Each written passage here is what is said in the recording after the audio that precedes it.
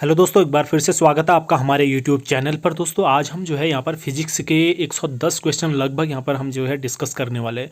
दोस्तों देखिए, हम विभिन्न वीडियोस में और विभिन्न तरीके से हम देख रहे हैं कि जितने भी साइंस से रिलेटेड क्वेश्चन, हम बायो और कृषि पर तो ध्यान दे रहे हैं लेकिन केमिस्ट्री और फिजिक्स पर ध्यान नहीं दे रहे, क्योंकि केमिस्ट्री और फिजिक्स से भी इसमें वन दरोगा में क्वेश्चन पूछे जाने हैं। और बाकी आप अगर ये पशुधन प्रसार अधिकारी के लिए प्रिपरेशन कर रहे थे, उसमें भी आपको बायो से और विज्ञान से रिलेटेड क्वेश्चंस देखने को मिलेंगे। लेकिन यहाँ पर फिलहाल हम जो है वन दरोगा हमारा टारगेट है, और फिजिक्स और साइंस से रिलेटेड जितने भी एग्जाम होते हैं उन सभी के लिए ये क्वेश्चंस जो है बहुत ज़्यादा इंपॉर्टेंट है, कॉमन क्वेश्चंस है। यहाँ पर हमने जो है कुछ सेलेक्टेड क्वेश्चंस को लिया है और बहुत ज़्यादा इंपॉर्टेंट एक क्वेश्चन होने वाले हैं दोस्तों आपके लिए। आप इस वीडियो में हमारे साथ लास्ट तक बने रहेंगे दोस्तों। अगर वीडियो आपको पसंद आता तो प्लीज़ वीडियो को लाइक आप ज़रूर कर दीजिएगा, और अपने जो है स्टडी ग्रुप्स में आप जो है शेयर भी हमारे वीडियोस को ज़रूर कर दीजिएगा। दोस्तों इस वीडियो में आगे बढ़ने से पहले मैं आपको एक चीज़ बताना चाहूँगा, प्लीज़ डिस्क्रिप्शन आप ज़रूर चेक कीजिएगा, ठीक है, प्रत्येक वीडियो का। और वहाँ पर आपको विभिन्न लिंक मिल जाएंगे, उन लिंकों को फॉलो करके आप जो है अपने जो जिस चीज़ की आप जिस वीडियो को आपको ज़रूरत है वो ले सकते हैं। और हम बहुत सारे वीडियो में जो है विभिन्न प्रकार की बुक्स के भी लिंक डाले रहते हैं, और बहुत ज़्यादा इंपॉर्टेंट बुक्स होती हैं। अगर आपको बुक्स पसंद आती हैं, आपको उनकी ज़रूरत है, तो प्लीज़ उस लिंक को फॉलो करके आप जो है वहाँ से वो बुक ख़रीद सकते हैं, और जो आपके लिए काफ़ी इंपॉर्टेंट हो सकती है। तो दोस्तों उसमें हम जो है इस वीडियो में आगे बढ़ते हैं, और इस वीडियो में देखते हैं कि कितने क्वेश्चन हम यहाँ पर करते हैं और कैसे क्वेश्चन इसमें जो है लगे हैं, ताकि जो है हमारे आने वाले टाइम पे एग्ज़ाम्स में जो है ये प्रश्न हमारे लिए कारगर साबित हो सके। तो दोस्तों इसका जो पहला प्रश्न है, देखिए कार्य का मात्रक है। काफ़ी इंपॉर्टेंट प्रश्न है, काफ़ी इजी प्रश्न है। बहुत सारे एग्जाम्स में आपने देखा होगा, अगर जो भी इसमें फिजिक्स केमिस्ट्री के क्वेश्चन पूछे जाएंगे तो उनका लेवल बहुत ज़्यादा हाई नहीं रहने वाला है। आप जो है टच में रहिए और जितने भी क्वेश्चन हैं उन पर जो है नज़र बना के रखिए, तो काफ़ी इजी आपके लिए हो जाएगा। तो दोस्तों देखिए, कार्य का मात्रक आप सभी जानते हैं, कार्य का मात्रक होता है जूल। ऑप्शन ए यहाँ पर सही है। प्रकाश वर्ष किसकी इकाई है? दोस्तों आप जानते हैं प्रकाश वर्ष जो है दूरी को मापता है। पृथ्वी से सूर्य के बीच की जो दूरी होती है उसको प्रकाश वर्ष में मापा जाता है, तो यानी कि ये दूरी मापने की इकाई है। उसके बाद अगला प्रश्न है, खाद्य ऊर्जा को हम किस इकाई में माप सकते हैं? दोस्तों खाद्य ऊर्जा को हम किस इकाई में माप सकते हैं? तो ये कैलोरी में मापते हैं, हम खाद्य ऊर्जा को कैलोरी में मापते हैं। उसके बाद अगला प्रश्न है, डेसिबल किसे मापने के लिए प्रयोग में लाया जाता है? दोस्तों आप जानते हैं डेसिबल जो किसे मापने के लिए प्रयोग में लाया जाता है, तो ये वातावरण में जो ध्वनि होती है, ध्वनि को मापने की इकाई है डेसिबल। ठीक है, काफ़ी इजी प्रश्न है लेकिन कंफ्यूज कर सकता है अगर आप टच में नहीं है। निम्नलिखित में से कौन एक सदिश राशि नहीं है? दोस्तों सदिश राशि कौन नहीं है, ये हमको बताना है। तो दोस्तों सदिश राशि जो है इसमें से देखिए आप, द्रव्यमान जो है सदिश राशि नहीं है। बाकी संवेग है, वेग और कोणीय वेग, ये जो है एक सदिश राशियाँ होती हैं, लेकिन यहाँ पर द्रव्यमान जो है अदिश राशि होती है। ठीक है, चलिए उसके बाद अगला प्रश्न है, निम्न में से कौन सी सदिश राशि है? इसमें से अब देखिए फिर से ये इसमें पूछने लग गया, ऊपर पूछा था कि सदिश राशि नहीं है और इसमें पूछ रहा है कि सदिश राशि है। ठीक है, तो सदिश राशि हमने जैसा कि ऊपर पढ़ा था दोस्तों, इसमें द्रव्यमान को हम पहले ही कर देंगे, ये अदिश राशि है। ठीक है, और उसके बाद जो है इसमें जो है लंबाई सदिश राशि नहीं है, किसी भी दिशा में लंबाई हो सकती है। समय भी सदिश राशि नहीं है, हमने पढ़ा था ऊपर। वेग जो है वेग सदिश राशि, ऑप्शन ए यहाँ पर सही होगा। उसके बाद अगला प्रश्न है, शून्य में स्वतंत्र रूप से गिरने वाली वस्तु की या का, ऑप्शन में आप देखेंगे इसका जो है आपको ये क्वेश्चन पूरी तरह से समझ आ जाएगा। दोस्तों जो शून्य में स्वतंत्र रूप से गिरने वाली वस्तु का जो है त्वरण समान होता है। ठीक है, त्वरण क्या होता है? एक समान त्वरण से गिरती है कोई वस्तु जब वो शून्य में होती है। उसके बाद अगला प्रश्न है, एक समान वृत्ति गति में जो है, क्वेश्चन को आप ध्यान से देखिए, इसके ऑप्शन आप लगाएंगे तो आपको एक क्वेश्चन समझ में आ जाएगा। एक समान वृत्ति गति में जो है दोस्तों चाल अचर और वेग चर होते हैं। ठीक है, चाल अचर होती है और वेग चर होते हैं, ऑप्शन डी यहाँ पर राइट है। रॉकेट का ऊपर जाना किस सिद्धांत पर कार्य करता है? दोस्तों रॉकेट जब ऊपर जाता है वो किस सिद्धांत पर कार्य करता है? तो ये संवेग संरक्षण के सिद्धांत पर जो है कार्य करता है, रॉकेट का ऊपर जाना। ठीक है, उसके बाद अगला प्रश्न है, वस्तु की मात्रा बदलने पर अपरिवर्तित रहता है? दोस्तों वस्तु की मात्रा को बदलने पर क्या अपरिवर्तित रहता है? वस्तु की मात्रा बदलने पर जो है घनत्व जो है अपरिवर्तित रहता है। ठीक है दोस्तों, मात्रा बदल देंगे लेकिन उसका घनत्व जो है अपरिवर्तित रहता है। बाकी उसके आयतन में, भार में और द्रव्यमान में, तीनों में परिवर्तन होता है लेकिन घनत्व में कोई परिवर्तन नहीं होता है। उसके बाद अगला प्रश्न है, जल में तैरना न्यूटन की गति के किस नियम के कारण संभव है? दोस्तों जल में तैरना जो है न्यूटन की किस गति के नियम पर आधारित है, तो इसका तृतीय नियम है दोस्तों। ठीक है, अब अगला प्रश्न है, न्यूटन की गति का प्रथम नियम क्या नियम कहलाता है? दोस्तों जड़त्व का नियम है। न्यूटन की गति का जो प्रथम नियम है वो जड़त्व का नियम है, तो आप सभी जानते होंगे। ठीक है, जड़त्व का नियम, कोई भी वस्तु जो है गतिमान अवस्था में तो गति में ही रहना चाहती है, स्थिर अवस्था में तो स्थिर ही रहना चाहती है। जब तक कि उस पर कोई बाहरी एक्स्ट्रा फोर्स ना लगाई जाए वो अपनी स्थिति में परिवर्तन का विरोध करती है। ठीक है, चलिए प्रत्येक वस्तु। उसके बाद अगला प्रश्न है, डायनमो ऊर्जा का रूपांतरण कहलाता है? दोस्तों डायनमो जो है ऊर्जा का रूपांतरण करता है, तो किस ऊर्जा को किस में बदलता है ये हमको यहाँ पर बताना है।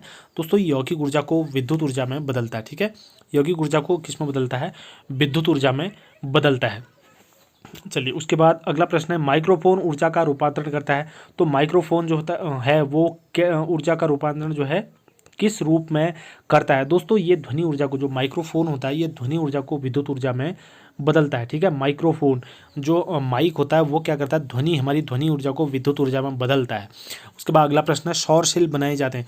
दोस्तों सौर सेल किससे बनाए जाते हैं?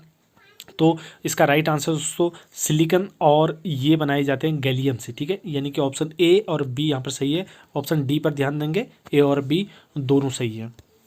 उसके बाद अगला प्रश्न है, गहराई बढ़ने पर द्रव का दाब घटता है, बढ़ता है, अपरिवर्तित रहता है या घनत्व पर निर्भर करता है? तो दोस्तों जैसे जैसे गहराई बढ़ती जाती है वैसे वैसे द्रव का दाब क्या होता है? बढ़ता जाता है। ठीक है, द्रव का दाब भी बढ़ता जाता है जैसे जैसे गहराई बढ़ती जाती है। चलिए उसके बाद अगला प्रश्न है, बर्फ पर स्केटिंग करना प्रदर्शित करता है कि दाब बढ़ाने पर बर्फ का गलनांक? जैसे बर्फ पर स्केटिंग करते तो वो क्या प्रदर्शित करता है कि दाब अगर बढ़ता है तो बर्फ का गलनांक बढ़ता है या फिर घटता है, परिवर्तित रहता है, पहले बढ़ता है फिर घटता है? ये प्रश्न आपने बहुत बार देखा है दोस्तों। ये प्रदर्शित करता है बर्फ का गलनांक क्या होता है? घटता है। ठीक है, बर्फ का गलनांक घटता है, यानी कि ऑप्शन बी यहाँ पर सही है। उसके बाद अगला प्रश्न है, ऊंचाई पर चढ़ता हुआ व्यक्ति आगे की ओर क्यों झुक जाता है? दोस्तों जब कोई व्यक्ति ऊंचाई पर चढ़ता है तो आगे की ओर झुक जाता है, तो वो क्यों झुकता है? तो दोस्तों इसका राइट आंसर है स्थायित्व बढ़ाने के लिए। स्थायित्व बढ़ाने के लिए जो है व्यक्ति जो है आगे की ओर झुकता है। अगर व्यक्ति इस तरह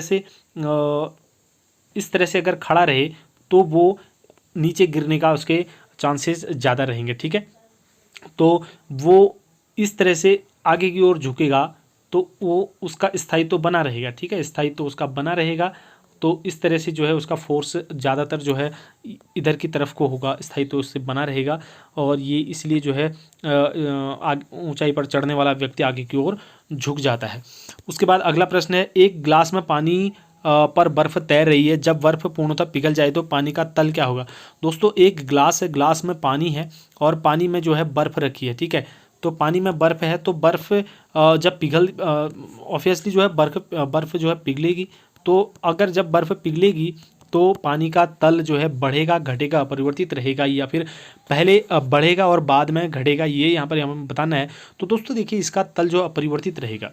अगला प्रश्न है दोस्तों, एक प्रकाश वर्ष जो है बराबर होता है? देखिए एक प्रकाश वर्ष किसके बराबर होता है? दोस्तों देखिए इसका आंसर जो है आप कमेंट बॉक्स में, कमेंट सेक्शन में जो है जरूर कमेंट करके हमें बताइए। ठीक है, एक प्रकाश वर्ष किसके बराबर होता है? ये क्वेश्चन बहुत बार पूछा जाता है, ये क्वेश्चन आपको आना चाहिए।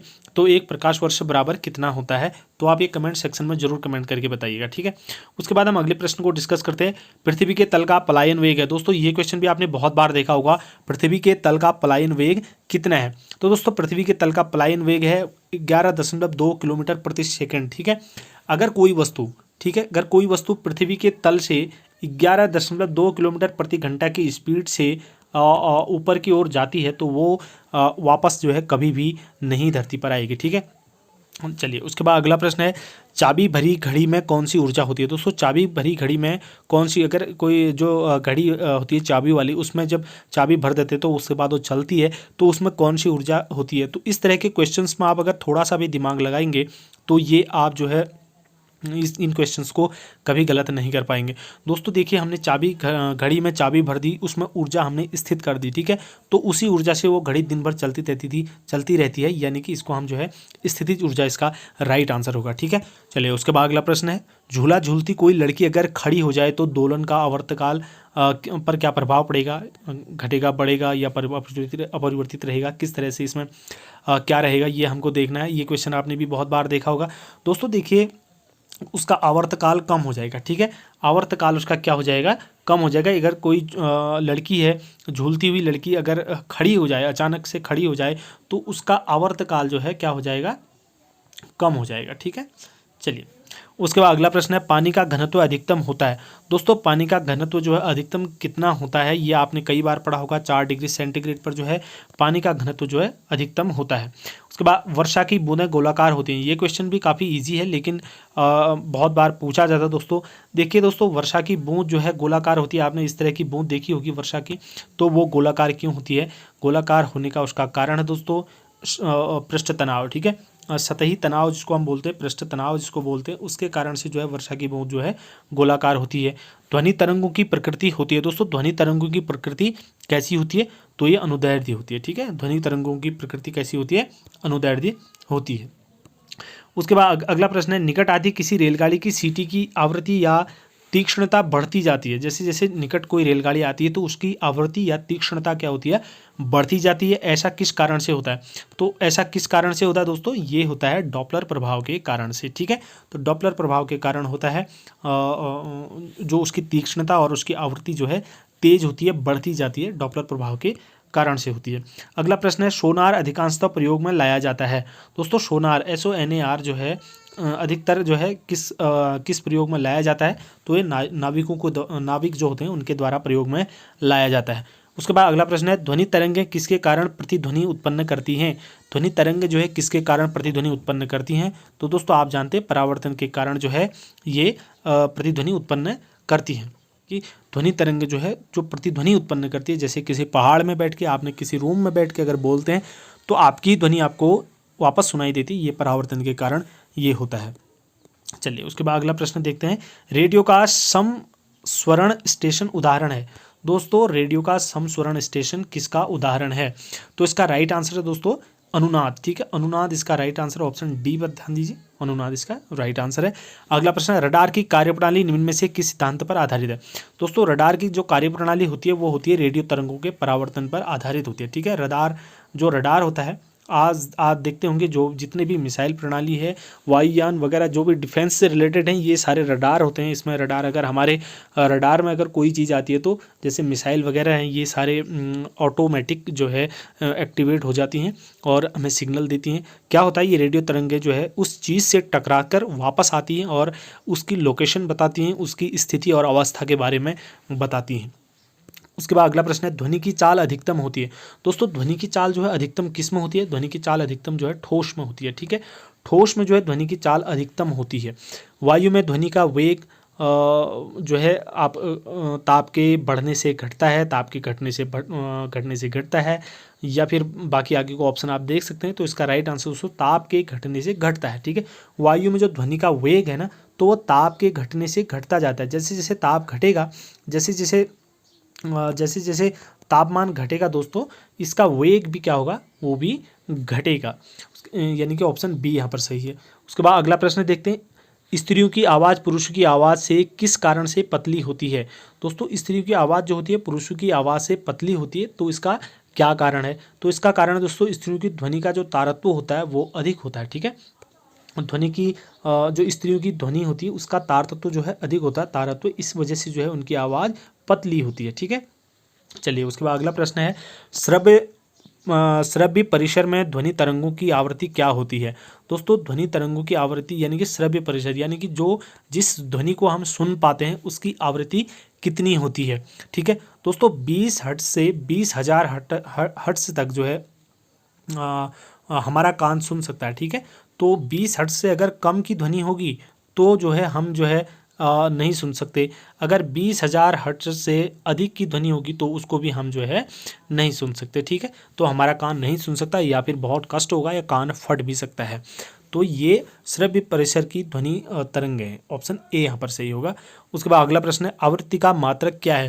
दोस्तों आवृत्ति का मात्रक हर्ट्ज है, आप जानते हैं आवृत्ति का मात्रक क्या है, हर्ट्ज यहाँ पर राइट आंसर है, ऑप्शन डी देखेंगे आप।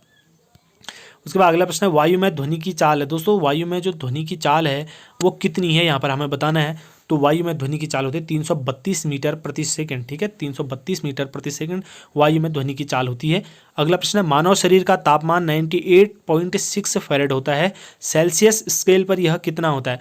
आप सभी जानते हैं मानव शरीर का जो सामान्य तापमान होता है वो 98.6 फेरेड होता है, फेरेड होता है। तो इसको सेल्सियस में कितना होता है? तो अधिकतर लोग फेरेड में नहीं जानते होंगे, अधिकतर लोग इसको सेल्सियस में जानते होंगे। तो इसका राइट आंसर 37 डिग्री सेल्सियस होता है। ठीक है, उसके बाद अगला प्रश्न है, किस तापमान पर सेल्सियस और फ़ारेनहाइट तापमापियों के मान एक समान होते हैं? ये क्वेश्चन भी बहुत बार पूछा जाता है, ग्रुप सी के एग्जाम में आपने कई बार देखे होंगे। जितने भी क्वेश्चन दोस्तों मैं यहाँ पर बोल रहा हूँ, जितने भी क्वेश्चन हम यहाँ पर लेके आए हैं, ये सारे क्वेश्चन जो है ग्रुप सी के एग्जाम्स में और बाकी अन्य एग्जाम्स में आपको देखने को मिलेंगे और बार बार देखने को मिलेंगे। ठीक है, तो इसका राइट आंसर दोस्तों -40 डिग्री सेल्सियस। ठीक है, -40 डिग्री सेंटीग्रेड पर जो है फ़ारेनहाइट और सेल्सियस जो है एक समान प्रदर्शित करते हैं पाठ्यांक। उसके बाद अगला प्रश्न है, किसी वस्तु का ताप किसका सूचक है? किसी वस्तु का ताप जो है किसका सूचक होता है? दोस्तों उसके अणुओं की औसत गतिज ऊर्जा के सूचक होते हैं। ठीक है, ऑप्शन डी यहाँ पर सही है। उसके बाद अगला प्रश्न देखिए, जल को 0 डिग्री सेंटीग्रेड से 10 डिग्री सेल्सियस तक गर्म किए जाने पर उसका आयतन, तो उसका आयतन क्या होगा? अगर उसको 0 डिग्री, जल को 0 डिग्री सेंटीग्रेड से 0 डिग्री सेंटीग्रेड से 10 डिग्री सेंटीग्रेड तक उसको गर्म किया जाएगा तो उसके आयतन पर क्या प्रभाव पड़ेगा? तो उसका आयतन दोस्तों पहले घटता है और फिर बढ़ता है। ठीक है, पहले तो उसका आयतन घटेगा, फिर उसके बाद क्या होगा? बढ़ेगा। ठीक है, यानी कि ऑप्शन सी यहाँ पर सही होगा। अगला प्रश्न है, न्यूनतम संभव ताप है। दोस्तों 42वां प्रश्न देखिए, न्यूनतम संभव ताप क्या है? तो इसका -273 डिग्री सेंटीग्रेड। न्यूनतम संभव ताप कितना होता है? -273 डिग्री सेंटीग्रेड। उसके बाद अगला प्रश्न है सेल्सियस, सेंटीग्रेड जो भी है। ठीक है, अगला प्रश्न है, किसी झील की सतह का पानी जमा हुआ है, उस झील के अंतःस्थल में जल का तापमान क्या होगा? तो दोस्तों इसमें किसी झील की सतह का पानी जमा हुआ है, जैसे आप सर्दियों में देखते होंगे कोई बाल्टी अगर आप बाहर रखे रहते हैं पानी की, तो सुबह को उसमें एक परत जमी रहती है उस पानी की बाल्टी में, जो शीशे के आकार की आपको दिखाई देती है। ठीक है, तो ये इसमें बताना है झील के अंतःस्थल में जल का तापमान क्या होगा। अगर उसकी परत जमी है तो उसके अंदर का जो तापमान होगा वो कितना होगा? तो दोस्तों इसका राइट आंसर है देखिए 4 डिग्री सेंटीग्रेड। ठीक है, 4 डिग्री सेंटीग्रेड इसका अंदर का तापमान होगा। उसके बाद अगला प्रश्न है, प्रेशर कुकर में खाना जल्दी पकता है क्यों पकता है? प्रेशर कुकर में खाना जल्दी पक जाता है, लेकिन उसका क्या कारण है? दोस्तों इसका जो है क्वथनांक जो होता है अधिक ताप पर होने लगता है। ठीक है, इसका क्वथन जो है अधिक ताप पर होने लगता है। अगला प्रश्न है प्रश्न नंबर 45 देखिए, उबलते जल की अपेक्षा भाप के जलने से अधिक कष्ट होता है। अगर आपका हाथ जो है उबलते जल से जल जाए उससे कम अपेक्षाकृत भाप से अगर जल जाए तो उससे अधिक कष्ट होता है, क्योंकि उबलते जल की अपेक्षा भाप का गुप्त ऊष्मा जो है कैसी होती है? कम होती है, ज़्यादा होती है, या इस पर हमको बात करनी है। तो दोस्तों इसका राइट आंसर अधिक होती है। ठीक है, उबलते जल की अपेक्षा जो है उबलते भाप की गुप्त ऊष्मा जो होती है अधिक होती है। ठीक है, उसकी गुप्त ऊष्मा अधिक होने के कारण जो है हमारे हाथ को अधिक हानि पहुंचती है, यानी कि हमको अधिक कष्ट महसूस होता है। ऑप्शन बी यहाँ पर राइट है। उसके बाद अगला प्रश्न है, निम्नलिखित में से किसकी विशिष्ट ऊष्मा सबसे अधिक है? दोस्तों यहाँ पर 4 ऑप्शन दिए, किसकी विशिष्ट ऊष्मा सबसे अधिक होती है? सबसे अधिक विशिष्ट ऊष्मा होती है पानी की। ऑप्शन सी यहाँ पर सही होगा। उसके बाद अगला प्रश्न देखिए, प्रश्न 47 है, ठोस कपूर से कपूर के वाष्प बनने की प्रक्रिया है, तो ये ऊर्ध्वपातन इसका राइट आंसर है। आप सभी जानते होंगे अगर ठोस कपूर है तो उसके कपूर के से जो वाष्प बनने की प्रक्रिया है इसको हम क्या कहते हैं? ऊर्ध्वपातन कहते हैं। ठीक है, यानी कि ऊर्ध्वपातन अवस्था में क्या होता है? कोई ठोस जो होता है वो बिना द्रव अवस्था में आए ही क्या होता है? गैसीय अवस्था में परिवर्तित हो जाता है। ठीक है, तो इसको हम ऊर्ध्वपातन कहते हैं। उसके बाद अगला प्रश्न होता है, थर्मस फ्लास्क में ऊष्मा का क्षय रोका जा सकता है। दोस्तों थर्मस फ्लास्क में जो है ऊष्मा की हानि को रोका जा सकता है। इसका कैसे रोका जा सकता है या क्या होता है, इसके बारे में आप जो है ऑप्शन पढ़ेंगे तो इससे प्रश्न को समझने की कोशिश करेंगे। तो दोस्तों देखिए, संवहन से, विकिरण से या चालन से। तो देखिए इसमें संवहन से भी जो है रोका जा सकता है, विकिरण से भी रोका जा सकता है और चालन से भी रोका जा सकता है, यानी कि उपरोक्त सभी ऑप्शन डी यहाँ पर सही होगा 48 का डी उपरोक्त सभी सही है। उसके बाद अगला प्रश्न है निम्नलिखित द्रवों में कौन सा ऊष्मा का बहुत अच्छा चालक है।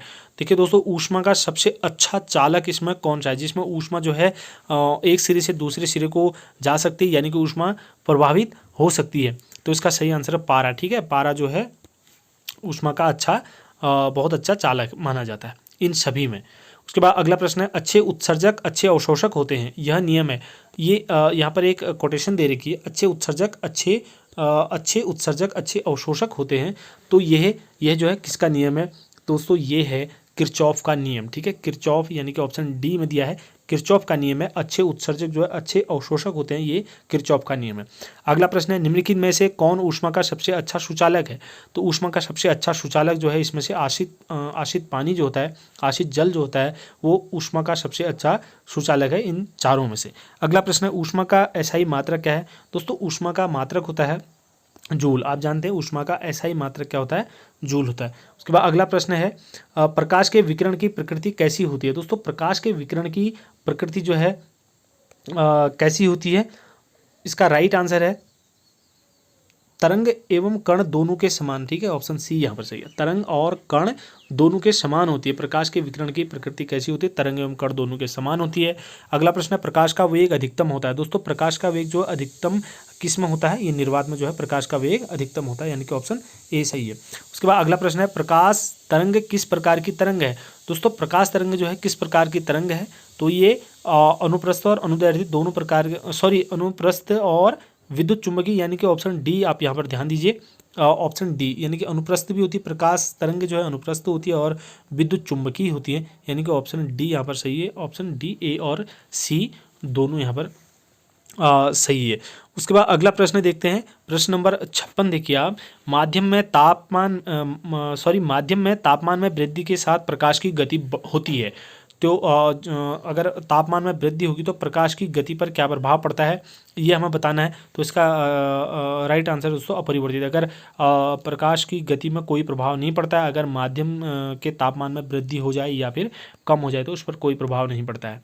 अगला प्रश्न है प्रकाश की गति है। दोस्तों, प्रकाश की गति कितनी है, यहाँ पर 4 ऑप्शन दिए हैं, इसमें से हमें बताना है प्रकाश की गति कितनी है। 3 × 10⁸ मीटर पर सेकंड जो है प्रकाश की गति है। ठीक है, 3 × 10⁸ मीटर पर सेकंड।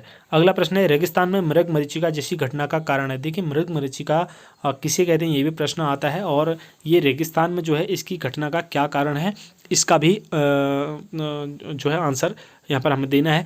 तो इसका राइट आंसर होता है प्रकाश का अपवर्तन। ठीक है, इस अपवर्तन के कारण जो है रेत में जो है मृग मरीचिका जैसी घटना दिखाई देती है। उसके बाद अगला प्रश्न है आकाश का रंग किस कारण से नीला दिखाई पड़ता है। दोस्तों, आकाश का रंग जो है किस कारण से नीला दिखाई पड़ता है, तो इसका राइट आंसर है प्रकीर्णन के कारण जो है आकाश का रंग जो है नीला दिखाई देता है। उसके बाद अगला प्रश्न है वायुमंडल में प्रकाश के विसरण का कारण है। वायुमंडल में प्रकाश के विसरण का क्या कारण है दोस्तों, ये धूल कण। ठीक है, धूल के कण जो वायुमंडल में पाए जाते हैं, इसके प्रकाश के विसरण का कारण है धूल के कण, ये धूल कण। ठीक है, जो वायुमंडल में उपस्थित थे। उसके बाद अगला प्रश्न है किस रंग के प्रकाश का अपवर्तनांक सबसे कम होता है।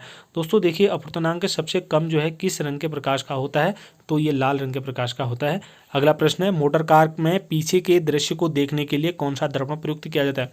आप देखते हैं ड्राइवर के जो सीट के बाहर सीट की ड्राइवर साइड में जो शीशा लगा होता है, या फिर वाहन के साइड में जो शीशे लगे होते हैं, तो वो कौन से शीशे होते हैं जिसमें पीछे वाहन आ रहा है या कोई चीज़ भी, किसी भी चीज़ को देखने का, पीछे का दृश्य देखने के लिए जो लगा होता है, वो कौन सा दर्पण होता है, तो ये उत्तल दर्पण होता है दोस्तों। ठीक है, उत्तल दर्पण आप जानते हैं किस तरह का दर्पण होता है। उत्तल लेंस जो होता है बीच में मोटा, किनारों में पतला होता है। ठीक है, ये उत्तल लेंस होता है। ठीक है, और उत्तल दर्पण भी आप जानते होंगे, इस तरह से उभार वाला, जिसका परावर्तक पृष्ठ जो है बाहर को उभरा हुआ होता है, उसको उत्तल दर्पण कहते हैं। चलिए, उसके बाद अगला प्रश्न है दाढ़ी बनाने के लिए काम में लाया जाता है। दोस्तों, दाढ़ी बनाने के लिए जो है कौन सा लेंस काम में लाया जाता है, आप जानते हैं, कौन सा दर्पण काम में लाया जाता है जो दाढ़ी बनाने के लिए प्रयोग में लाया जाता है। आपने अपने घरों में देखा होगा, वो कौन सा दर्पण होता है, अवतल दर्पण होता है। ठीक है, दाढ़ी बनाने के लिए, क्योंकि वो चेहरे की पूरी डिटेल दिखाता है, क्योंकि बड़ा फेस करके दिखाता है ना। जो उत्तल दर्पण होता है वो बड़ी चीज़ का जो है छोटा प्रतिबिंब दिखाता है।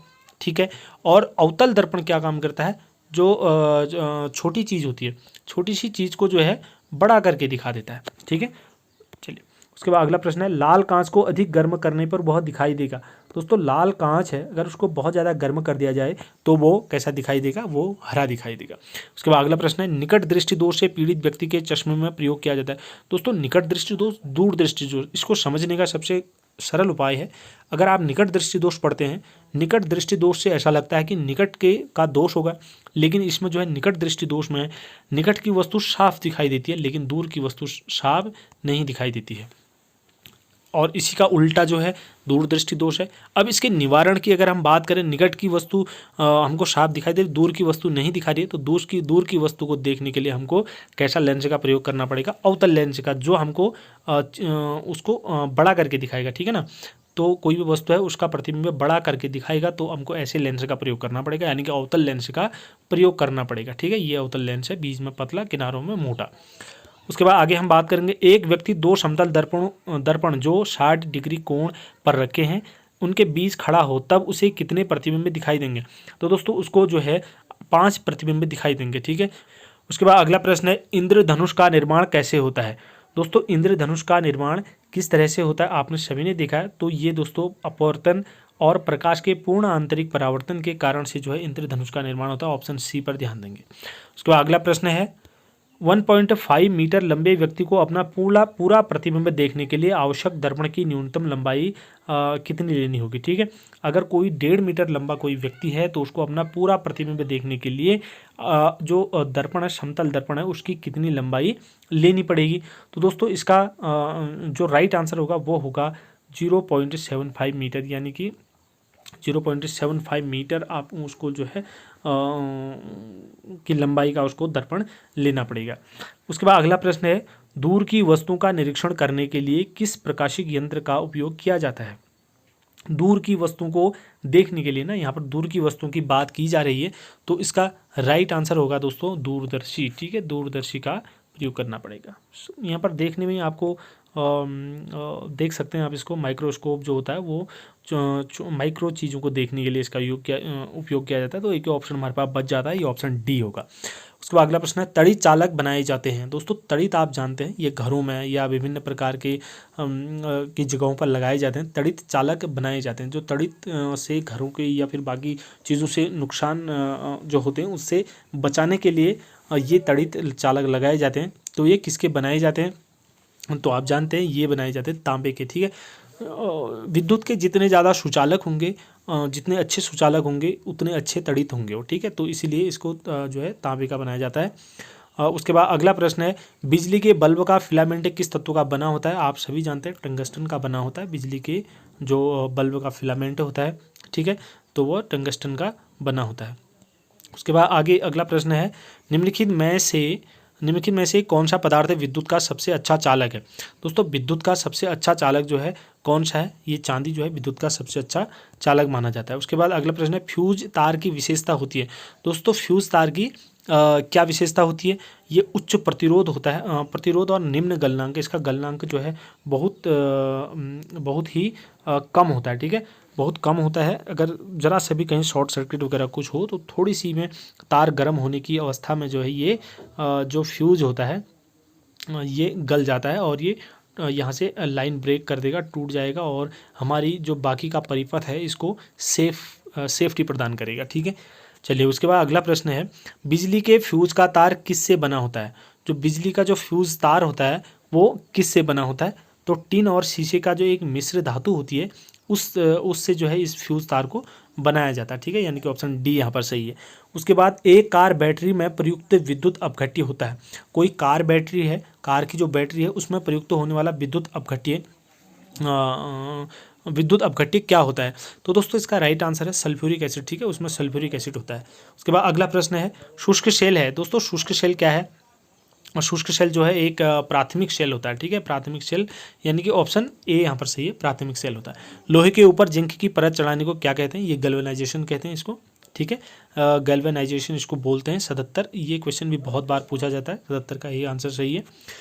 उसके बाद इन्वर्टर एक ऐसा यंत्र है जो, इन्वर्टर क्या काम करता है दोस्तों, आप जानते हैं इन्वर्टर जो है AC वोल्टेज को DC वोल्टेज में बदलता है। यही तो काम करता है। ठीक है, सबसे पहले हम देखें तो ये राइट आंसर है।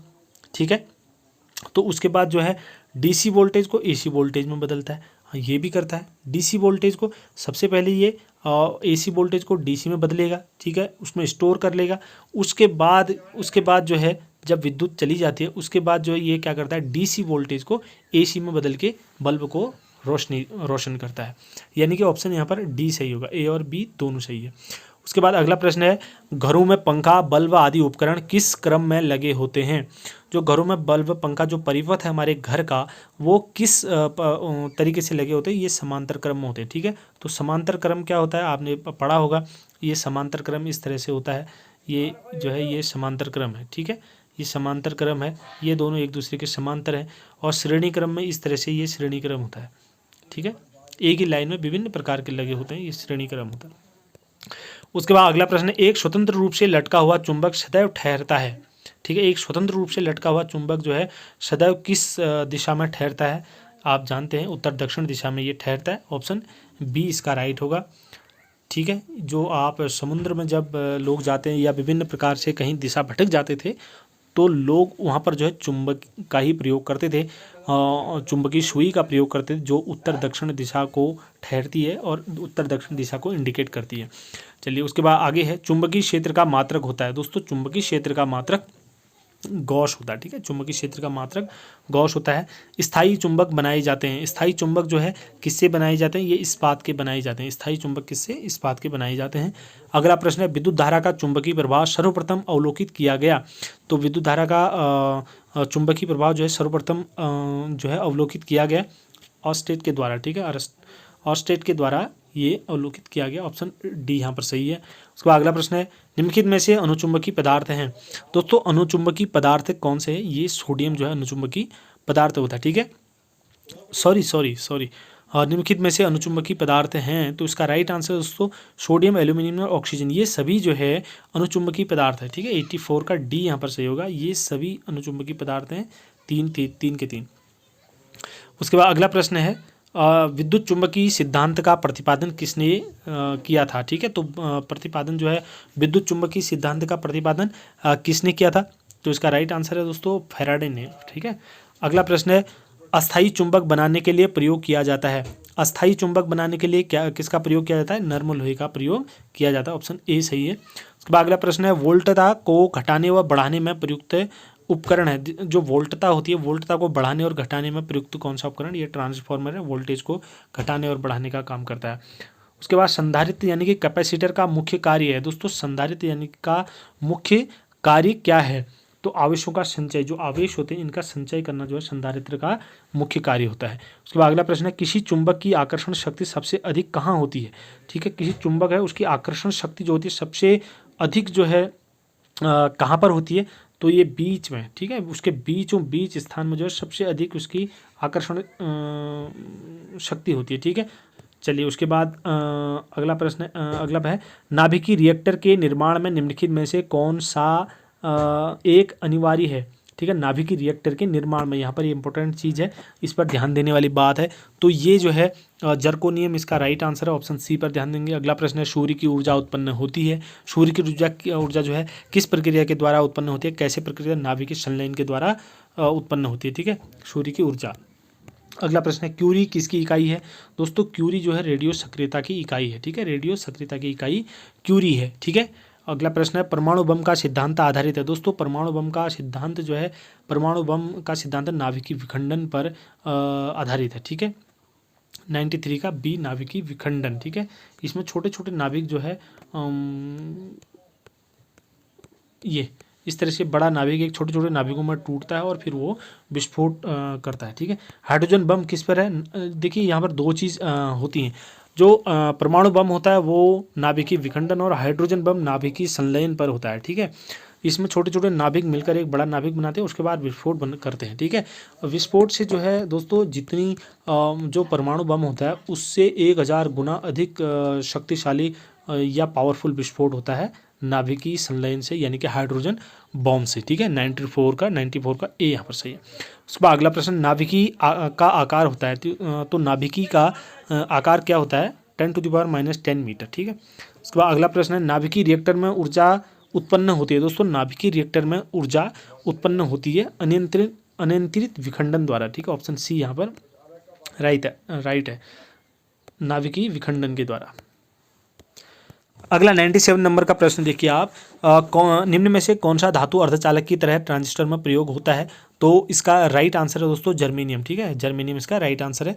लेज़र किरणें होती हैं दोस्तों, लेज़र किरणें जो है क्या होती हैं, ये 2 रंगों की होती है, ठीक है। लेज़र किरणें 2 रंगों की होती हैं, यहाँ पर ऑप्शन बी सही होगा।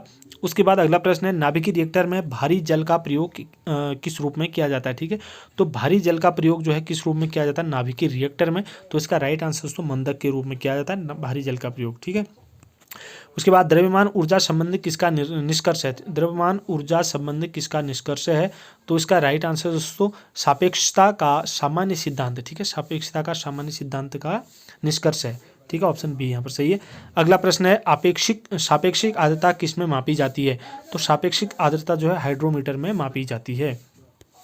उसके बाद अगला प्रश्न है, दूध की शुद्धता की पुष्टि किस यंत्र द्वारा की जाती है? ये आपने बहुत बार देखा होगा, तो ये लैक्टोमीटर के द्वारा किया जाता है, ठीक है।